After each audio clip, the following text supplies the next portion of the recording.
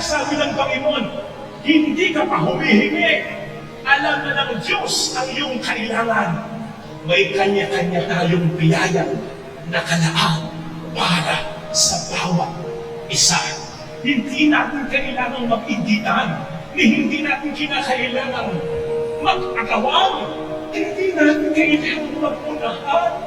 Hindi tayo mauubusan ng biyaya sapagkat sa bawat isa sa atin ay nakalaan.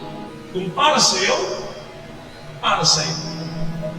Kung hindi para sa'yo, ano man ang gawin mong pilit, hindi mangyayari para sa'yo.